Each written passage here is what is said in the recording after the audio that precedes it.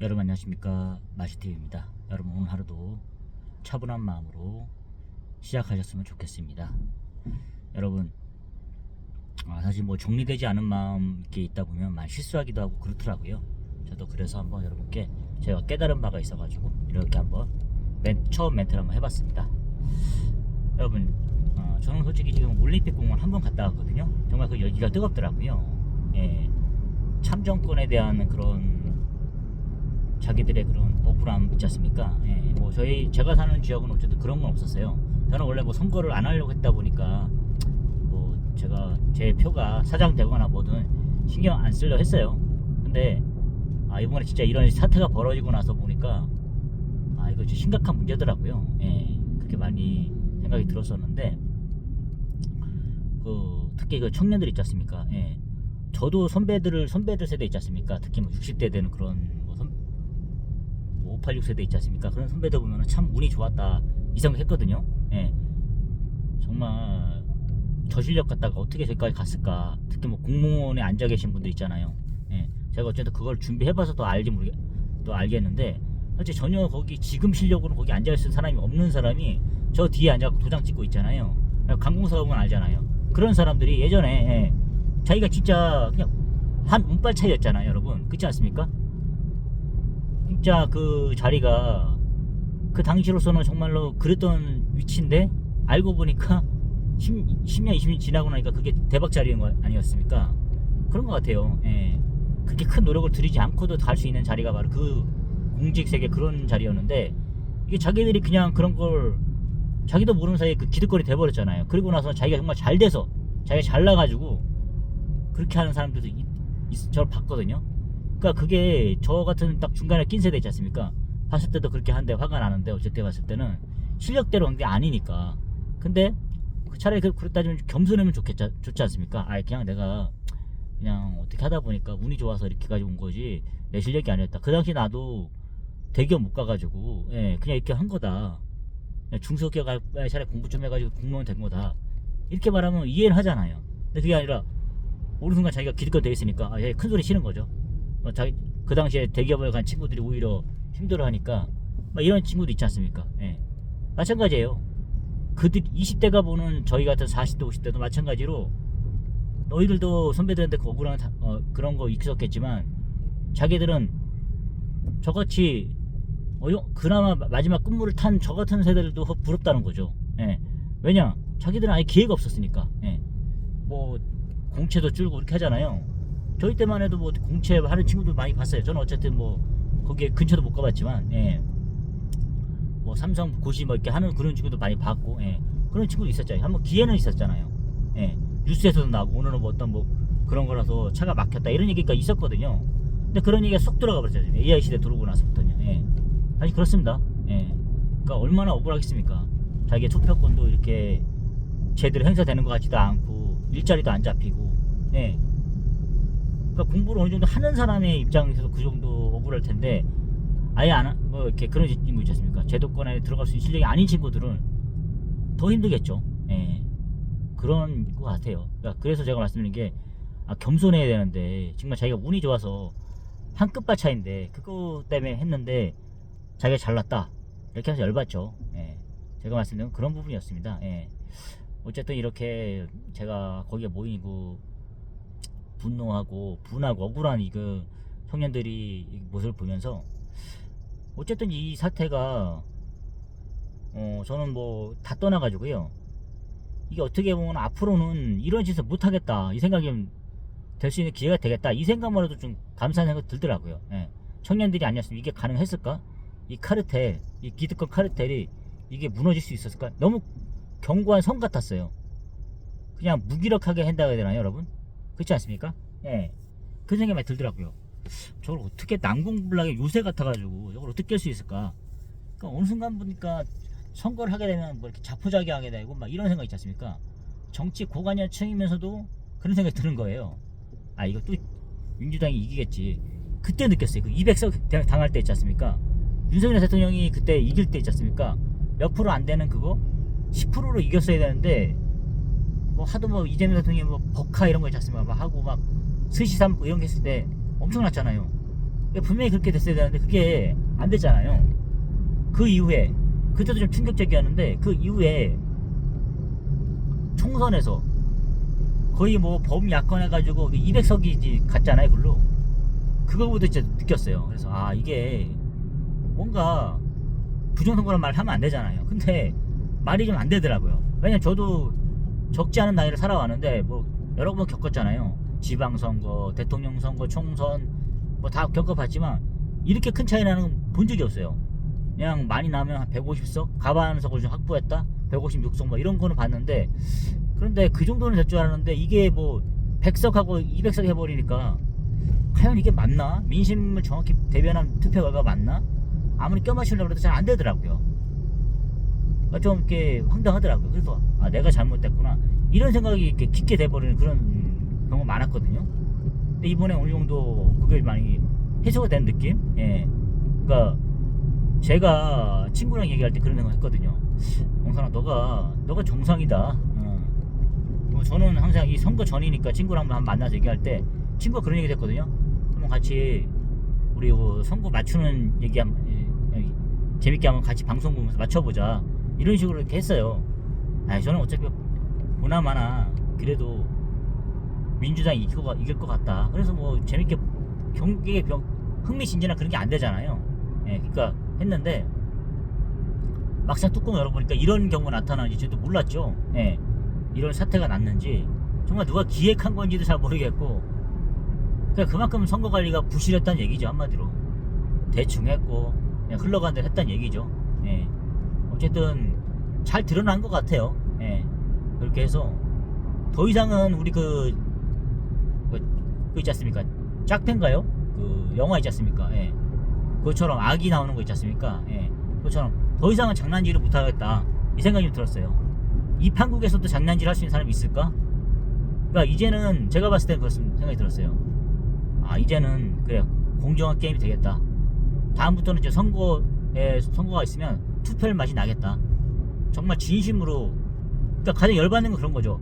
내 생각하는 게 있잖아. 이렇게 봤을 때 이게 분명히 제대로 반영이 돼야 되는데 아무리 제가 해도 내 생각이 잘 반영이 안 된다는 생각이 있잖아요. 그거랑 똑같은 거죠. 저는 그때 화가 났거든요. 투표는 제 투표는 사장되지 않았는데 이거 분명히 하긴 했는데 뭔가 찝찝한 거예요. 아니 분명히 이게 정확하게 반영이 안 된다 생각하니까 거기도 저도 화가 나는 거죠. 그래서 오히려 자포자기하게 되는 거죠.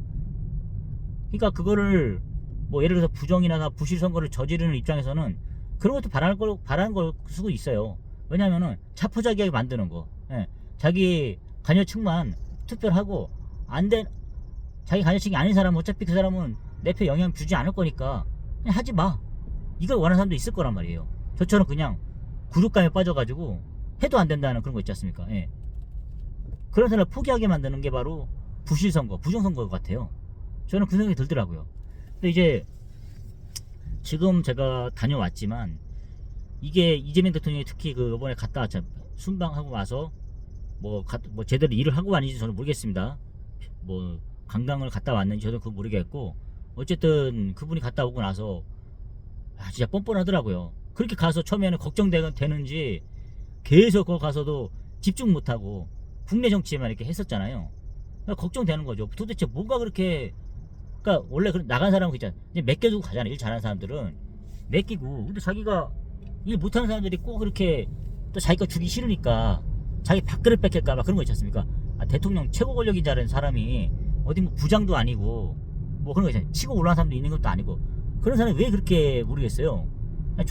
찍소리 안 가만히 있다 오면 되지. 계속 가가지고 그냥 깐죽대잖아요. 이렇게 맨날 맨날 그 뉴스 나오는 기사 같은 거 그 클릭한 다음에 하는 것처럼 그 가수도 그렇게 하더라고요. 깜짝 놀랐습니다. 야 저렇게 국내 정치에 국내 사건 사고에 관심이 많은 대통령이 있었나? 저렇게 국민들 삶에 관심이 많은 사람인가? 이 생각이 들더라고요. 근데 결과적으로 자기 얘기예요. 자기 공소 취소 연결해가지고 뭐 그런 거 있지 않습니까? 자기 정치적 입지가 줄어지지 않을까 이런 거. 그러니까 해외는 그냥 놀러 가는 거고, 한마디로 국내 정치에서 어떻게 하면 내가 살아남을 수 있을까? 어쨌든 재판을 기다리고 있잖아. 그걸 없앨 수 있을까? 이런 거 있잖아요. 오직 그거예요. 5년 내내 그거 할 것 같아요. 그러니까 국민들 입장에 짜증 나는 거죠. 왜 우리가 대통령의 그런 서사를 들어야 되느냐. 그러니까 처음부터 제대로 뽑았어야죠. 그렇지 않습니까? 전혀 그런 뭐 전과도 없고 그런 사람이 아닌 사람 뽑았으면 이런 일이 벌어졌겠냐고요. 그렇지 않습니까? 자업자득이랍니다. 아주 국민들도 반성하셔야 될 것 같습니다. 진짜로. 예. 우리가 선택한 거잖아요. 누굴 원망하겠습니까? 예. 어떤 뭐 더럽다도 우리가 치워야 되는 거 있지 않습니까? 똥이 더럽다고 피하는 뭐 무섭다 한 게 아니지 않습니까? 지금 더러우니까 피하는 거지 않습니까? 그러니까 우리 손으로 해결해야 되는 부분이에요. 우리가 잘못한 거니까. 그쵸? 어쨌든 여러분 그걸 봤을 때 뻔뻔하더라고. 갔다 와갖고 자기도 머리를 계속 짠 걸 돌려봤겠죠. 해서 어떻게 한 게 맞는 것인지. 근데 진짜 뻔뻔하더라고요. 야, 그렇게 거기서 이제 여유를 잃지 않으려고 하는 그런 거 있지 않습니까? 모습 보여주려 하면서 기자회견을 자체 해가지고 성과가 있었습니까? 그렇게 하면서 그렇게 하잖아요. 정말 그때 전 느꼈죠. 아, 만만치 않구나. 이 사람 진짜 대단한 사람이구나 해서 저 올림픽 공원에 있는 학생들 있잖아요. 젊은 청춘들 거기다 보고 뭐 부정을 저지르는 뭐 산적 같다? 이런 거 하고 났을 때 아, 졌구나. 이거 안 되겠다. 아무리 저기서 뭐 4.19 혁명이 일어난 것처럼 그렇게 해더라도 이거 못 이기겠구나. 저런 뻔뻔한 사람들이 지배하는 세상에서는 이길 수가 없겠구나. 이 생각이 들더라고요. 학생들 또 학업도 나가야 하다 보니까 안 되겠다. 저 음모론은 같이 몰아붙이는데 어떻게 이기겠습니까? 그러니까 도저히 안 되겠더라고요. 그렇게 보니까 저는 생각이 들었습니다. 어쨌든 그래. 처음에 그랬어요. 그 진짜 막 그때 학생들 막 들고 나왔을 때 이거 잘하면 바뀔 수도 있겠구나. 근데 그건 이제 희망사항이었던 것 같아요. 희망사항이고 그렇게 되지가 않을 것 같다 이 생각이 들었었는데 한편으로는 그런 거죠. 저도 이기적이게 저는 회사 나가서 월급 받으면서 일을 계속 하지만 학생들이라도 계속 또 어떤 뭐 그런 세력들 제가 믿고 있는 올바른 세력들이 계속 거기 남아가지고 계속 그렇게 해줘가지고 저 사람들 견제해줬으면 하는 마음 이런 이기적인 마음이 계속 있는 것 같아요. 저는 하나 또 손에 안 보려고 그러고 그 친구들에게 그렇게 나가서 그걸 외쳐라. 제가 진짜 이기적인 놈이죠. 나도 피해를 보고 해야 되는데 지금 그렇잖아요.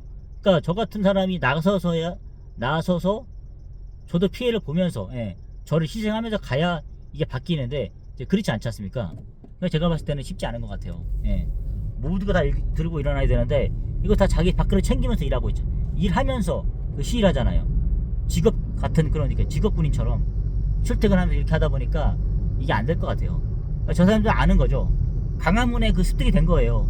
아무리 뭐 100만 이렇게 모인다 하더라도 제도권에서 제도권 한 명의 목소리가 이긴다는 걸 알고 있는 거죠. 언론도 한통속이라는 걸. 언론도 보도를 안 하니까. 그러니까 그걸 바라지 않는 거죠. 그러다 보니까 안 되는 걸 알고 있어요. 솔직히 전혀 모르고 지난 사람도 있을 거 아닙니까? 6.25 때도 6.25가 일어나는지 모르고 지난 동네가 있는 것처럼 그런 것 같습니다. 그러니까 뉴스에서 틀지 않으면 방송하지 않으면 몰라요. 하여튼 그렇습니다. 저는 어쨌든 간에 지금으로서는 저는 그 생각이 든 거예요. 아, 이건 안 되겠다. 이거 쉽지 않겠다. 바뀌길 바랬지만 쉽지 않을 것 같고 다만 성과는 있었다. 제가 봤을 때 저게 오래 지속되기 힘들 것 같아요. 왜냐하면은 자본이 있어야 되잖아요. 뭐 전원길 대표처럼 어떤 뭐 재력이 있어가지고 이렇게 해가지고 버틸 수 있는 힘이 없잖아요. 그런 동력을 끌고 갈 수 있는 게 학생들 계속 또 뭐 시험 준비도 해야 되고 취업 준비도 하고 이러다 보면은 약해질 거 아닙니까? 그걸 노리고 있는 거죠. 저 운동권 세력들이란 게 다 해본 거 아닙니까? 그 사람들도. 그러니까 아는 거예요. 저 사람 저 기득권이잖아요. 충분히 자기들도 아는 거죠. 이거 그냥 또 이렇게 조용히 넘어갈 거다. 대단한 사람들인 것 같아요. 싸움에 있어서만큼은 저는 그 생각이 들더라고요. 그래서 이게 중과부적이구나. 다만 성과를 내자면 그런 거죠. 이제 그 선관위가 드러나는 거고 그 카르텔 있지 않습니까? 법원, 이 사법부, 입법부, 행정부 중에 어쨌든 가장 센 게 지금으로서는 저는 느낀 거죠. 민주당, 특히 여권이라는 그런 그 입법부 세력이 얼마나 강하다는 걸 알았어요. 일단 둘의 행정부인 대통령과 입법부인 국회의원들과 봤을 때 300대 1의 싸움이잖아요. 글래디에이터도 아니고 이거 봤을 때 확실하게 느꼈습니다. 의회 민주주의 이런 나라에서는 확실하게 국회의원들이 갑이구나 이 생각이 좀 들더라고요. 확실하게. 그리고 이 사법부 있지 않습니까? 입법, 사법, 행정 중에 사법이 그냥 조용하게 뭐 판사들이 그냥 샌딩 같잖아요. 있는 줄 알았는데 알고 보니까 그냥 눈구렁이었습니다. 눈구렁이. 예. 그 자기들의 그런 뭐 그걸 놓지 않고 있더라고요. 예. 특히 사법부에서도 뭐 법무부 장관도 있고 그다음에 뭐 검찰도 있고 있지만 법원 있지 않습니까? 그 중에서 사법부 중에서도 가장 강한 그런 이 판사들의 이중적인 태도, 이게 정말 가장 센 권력인지 이제 알겠더라고요. 그래서 이들을 위해 이게 없구나. 무소불위. 이들 위해서 있을 수 있는 건 바로 국민들이구나. 이게 확실히 드러나는 게임인 거 이번 사태였던 것 같습니다. 계속 우리가 의심은 해왔지만 어떻게 할 수가 없었잖아요. 국민들 머리에 계속 있었으니까. 근데 이번에 확실하게 국민들이 깨달았기 때문에 우리 최고 정점이 누군가 이걸 본 것 같아요. 이번에 확실하게. 어쨌든 그 사람들 위에는 의사들도 있죠. 의사들 왜 그 사람 고쳐주니까. 그러니까 저 사람들 어쨌든 사법부에서 뭐 겁내는 게 없잖아요. 근데 그 법원에 어떻게 보면은 하부 조직이 선관위라고 볼 수 있죠. 선거관리위원회. 그 정말 그게 저도 몰랐죠. 선관위라는 게 그냥 공무원 시험을 통해서 한번 있는 시험인 줄 알았어요. 사실 그랬잖아요. 제일 뭐 한번 매년 이렇게 뽑았으니까. 근데 이제 어제 거기는 뭐 너무 높아갖고 지원 한번 그냥 연습 삼아 본 거였죠, 시험을. 근데 그 조직이 그런 조직인지 진짜 이제 알겠더라고요. 얼마나 막강한 조직력이 있는지. 어쨌든 그렇게 이렇게 카르텔이 형성되어 있잖아요. 근데 이상하게 그러니까 거기랑 그냥 언론기관 있지 않습니까? 민노총이 장악한 언론기관 이렇게 몇 개의 편대가 이렇게 있어져 갖고 이게 나라를 이렇게 좌우했던 것 같아요. 특히 그 사법부에서 법원과 연결된 선거관리위원회 하부 조직 같은 그런 느낌의 그게 바로 이제 국회의원들의 목줄을 쥐고 있는 거죠. 국회 그 직원 하나가 국회의원한테 그렇게 국회의원을 사람 안 보게 그렇게 한다고 얘기 들었지 않습니까? 그만큼 막강한 파워를 자랑했던 거죠. 한마디로 그 사법부에서 그 법원 사람들이 그냥 외유성으로 갈 수 있는 데가 바로 그 선관위였던 것 같아요. 그냥 쉬려고 얼마나 대충 할 수 있는 그런 자리입니까? 그러니까 자기들로서는 논한 자리죠. 뭐 나경원 의원 같은 그런 사람들이 아니면 다 그런 데 가서 쉬다 가고 싶을 거 아니에요. 지금 노태하게 보면 알지 않습니까? 그런 곳이 선관위인 것 같아요. 자기들은 꿀보직이죠. 꿀보직. 그러니까 자기들로서는 그거를 아무리 문제가 많다 하더라도 남겨두고 싶은 거겠죠. 왜냐? 자기들 뽑아 먹어야 되니까. 노후에 가가지고 거기서 우리 말년병장 챙겨주는 거 있지 않습니까? 그런 자리지 않습니까? 뭐 인터넷 관리사 같은 거 있지 않습니까? 뭐 그런 자리 해가지고 다 이렇게 자리를 봐주는 거죠. 그 자리가 바로 그 자리였던 것 같아요. 선관위.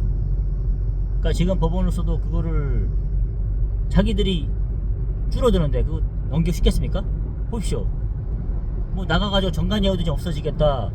자기 판사도 공부 진짜 탑식으로 너무 원을 했는데 이거 뭐 나가서 지금 뭐 법무부에 들어갈 겁니까? 지금 해서 그렇지 않습니까? 돈을 많이 벌어야 되는데 그게 안 되잖아요 지금. 자기들도 그냥 어떻게든 편하게 나가고 싶겠죠. 검찰이 또 오히려 더 나가서 그런 것도 잘할 수 있는 거 아닙니까? 또 다른 경쟁이잖아요. 자기들의 그런 커리어는 있지만 변호사 차려야 되니까 나가서 판사 출신의 변호사들 그러니까 무한 경쟁인 거죠 한마디로. 자기들도 어떻게든 무조건 그 남겨서 뽑아먹다 가고 싶겠죠. 출장도 당기고 해외여행도 출장 겸 삼아서 다니고 싶고 막 이런 거 있지 않습니까? 그러니까 그런 걸 분명히 배가 아플 거예요. 선배들은 다 뽑아먹었는데 자기들 못 챙겨 먹으니까. 근데 이제 그런 판사들이 아닌 사람도 있겠죠. 3,000명 정도 되는 판사 중에 뻔히 보이니까 그런 걸 원치 않는 판사도 있었을 거고. 근데 그런 거를 바라는 사람 입장에서는 아까운 거죠. 그걸 남겨둬야 되는데. 그런 게 어쨌든 이번에 다 드러났기 때문에 정말 감사한 생각이 들더라고요. 그래. 그리고 이제 어쨌든 생각해보면 그래요. 이 판국이 민주당한테 유리할 수가 없는 거지 않습니까? 어쨌든 지금까지 계속 뭐 부정선거가 있었느냐 없었느냐 그건 중요한 게 아니에요. 저는 솔직히 그게 조금 있었다고 믿거든요. 예. 그렇지만 단정할 수 없잖아요. 또 사법 처리한다 그러니까 뭐 믿겨져도 말하면 안 되지 않습니까? 그런 입장인 거고. 어쨌든 제가 봤을 때는 이제는 진짜 공정한 게임을 할 수 있겠다. 오히려 투표하고 싶은 마음이 든다. 예, 이 생각이 들었어요. 아 진짜 눈을 이렇게 부릅뜨고 있었는데 버젓이 이런 일이 벌어졌고, 또한 이런 게 전 국민에게 많이 알려졌으니까 결코 이제 계속 선거만 하면, 어쨌든 제가 말씀드렸잖아요, 민주당한테 유리한 상황이 벌어지더라 이렇게 했었는데, 이제는 그거를 국민들께서 들고 나셨기 때문에, 다 알아보셨기 때문에 절대 그렇게 할 수 없을 거다. 앞으로는 정말 간이 배 밖으로 나오지 않은 이상은 그렇게 할 수 있는 세력이 없을 거다, 이 생각이 들었어요. 당일대표 수개표, 현장투표, 부정선거, 재선거 이런 거 있지 않습니까? 이게 나온 것처럼 제가 외웠지 않습니까? 오늘처럼 앞으로는 진짜 이게, 하고 싶어도 못할 것 같아요. 만약에 그런 게 있다 치더라도, 진짜 목숨 내놓고 해야 되지 않을까요? 이것만 해도 큰 성과인 것 같아요.